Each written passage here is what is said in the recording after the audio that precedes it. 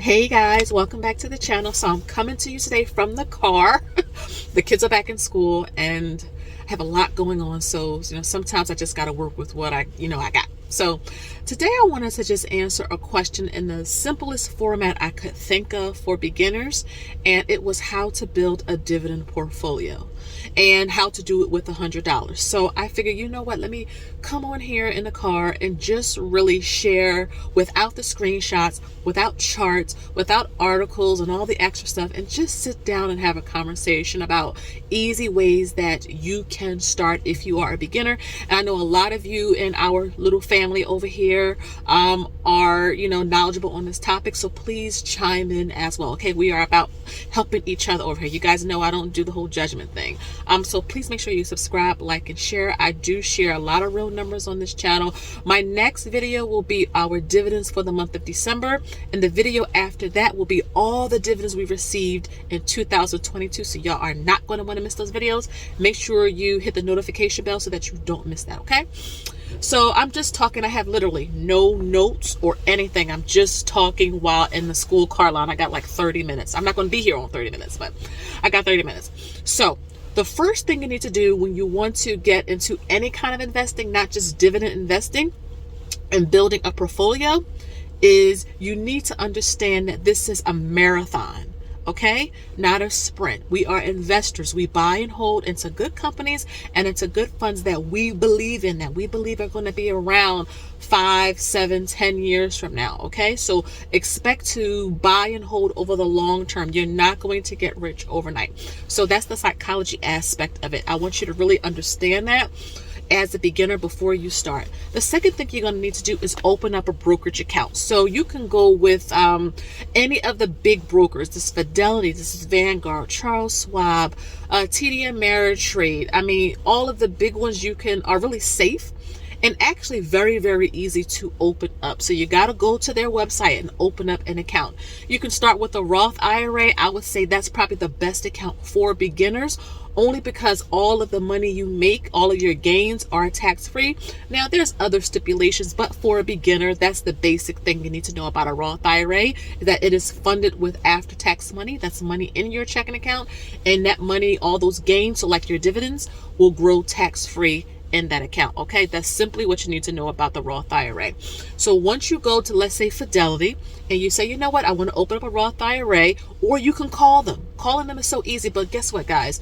YouTube University, there are people who will actually have video tutorials showing you how to actually open up an account. You can see what they're clicking on and all of that. And if you're visual learners like me, that actually was a lot of help for me in my investing journey than just like saying calling up or reading a website. Just a tip. After you open up your account, let's say at Fidelity, you need to fund the account. So you're going to need to connect your checking account to your Fidelity account or whatever broker you decide to go with, okay? Remember, you cannot invest through a checking account or with cash or anything like that. You have to have access to the stock market through a broker. So connect your checking account to whatever investment account you choose, and that way you can deposit money from your checking account to your investment account. Here's another important piece. Once that money gets over to, let's say, your Fidelity account, I'm just going to say Fidelity for the sake of this video, you got to remember to invest the money. Don't be like me. You transfer the money over, and guess what? It's still just sitting there. You think it's invested, you're feeling all good, all excited and happy, and guess what? The money is just still sitting there.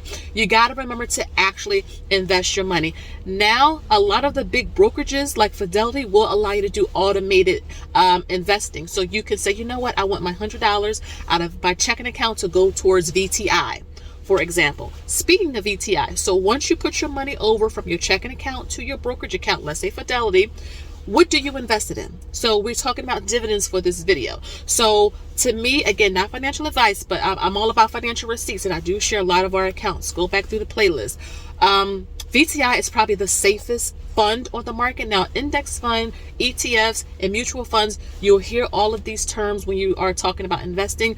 Basically, they are all a basket of companies that track a particular index or a particular sector, okay?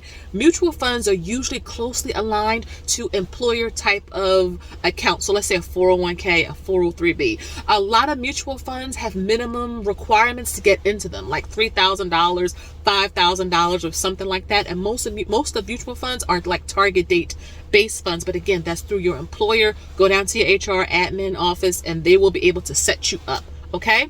ETFs and index funds are very similar. The biggest difference between those two, and remember, ETFs are exchange traded funds. Okay. Remember, a basket of companies.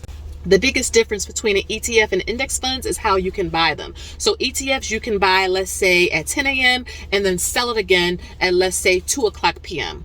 But an index fund is basically the price is what you can buy and sell it at the end of the closing day. And remember, the stock market is open from 9:30 a.m. to 4 p.m. Eastern Standard. Now, there are pre-market hours and after-market hours, but for beginners, the normal market hours is the one that you need to know, okay? So you can decide to put your money into VTI, which represents the whole entire stock market, really good companies inside of VTI. So you can have a little bit of everything. VTI pays a dividend. Now, keep in mind, VTI last year was down over 20%. So again, funds are not immune to the recession, but again, we buy and hold. So you can get some VTI and get your dividend. The VTI pays out quarterly, okay? Not monthly, quarterly. So some dividend companies pay out every month, like Realty Income. Others pay out every quarter, like VTI. Some pay out twice a year and some pay out just once a year. A lot of the mutual funds, like in your retirement accounts, will pay out at the end of the year, usually in December. So make sure y'all check your 401k statements or your 403b statements and see if you got a dividend. That's your homework. And make sure you report back to me so that I can kind of celebrate you if you did get a dividend, and let me know how much you got if you feel like, you want to share. So one of the secrets to dividend investing is that you got to build, hashtag build. A lot of the big dividends you see me post is because we've been building our share size. So that's another thing you need to understand is you don't need to have 20, 30 different companies when you are a beginner. If you are just starting, I would say between 2 to 5. Get 3 funds, 2 individual stocks. If you want to keep it simpler than that, 1 fund and 1 stock. Now, my favorite stock for dividends is Realty Income. I've said it many times on this channel. Our goal for the end of this year, I believe I said it was 500 shares. No, I said 1,000 shares. So that's what we're going to be working towards. I can tell you guys that the biggest way we got to where we are is consistency. Every single paycheck. That means every time you get a paycheck from your job, put some money into your dividends, okay? If you get a dividend, get it reinvested. That's called DRIP, dividend reinvesting. Get it back into the position. Now, you got to turn that on in your settings. So whatever platform you're using, you got to go into the settings and turn it on. They will not automatically turn it on for you, and you will kind of get that dividend paid out to you versus back into the position. Again, that's going to help you build up your position when it comes to your dividend investing. So yes, that's another tip, is that you need to make sure that whatever you are investing in, create a share size goal for yourself, and it's okay to adjust. I get this question often, like, how do you know what share size to aim for? How much do you want to receive from a dividend in that particular company? Now, keep in mind, yields are also very important, though. You don't want to chase a dividend yield. A good yield is probably between 2 and 5%. Anything over that is really good, but again, you want to look at the fundamentals of the company. You want to know a product or service that they're coming out with. You want to know, have they been increasing their dividend over the past few years? Are they a dividend king, which means they've been paying out a dividend for 50 years? Are they a dividend aristocrat, which means they've been paying out a dividend for 25 years? You can easily find this information on one of my favorite research websites when it comes to investing overall is stockanalysis.com. Now, I'm not even sponsored by them, but I love this website so much because it is so beginner friendly. They will show you all of this information if you go to their site. Again, stockanalysis.com. It'll be below. And you can just type in Realty Income. It'll bring in the dividend growth. It'll bring in the dividend yield. It'll show you the history. I think back to 5 or 10 years in terms of the dividend that it paid. And if it was consistent, it'll tell you who the management is in the company, where the company is located, how many employees, all of that good stuff. So if you are new and you need to understand how to research, that is one of my favorite sites to go on. But again, when you are consistent, every time you get paid and you put money into your account, what you're doing is giving yourself growth, okay? So your 1 share will get to 10 shares if you are consistent with it. We've been on this journey for several years, guys, several years. Are there times where we want to just stop and maybe do something else? Yes, but we have our eyes on a bigger prize. And let me just tell you, ever since the pandemic started, I've been on this whole like minimalist kick. I don't want a whole lot of toys and a whole lot of clothes and a whole lot of all over my home, because I got to clean that. And so, I'd rather put that money somewhere where it can grow. And talk about passive income.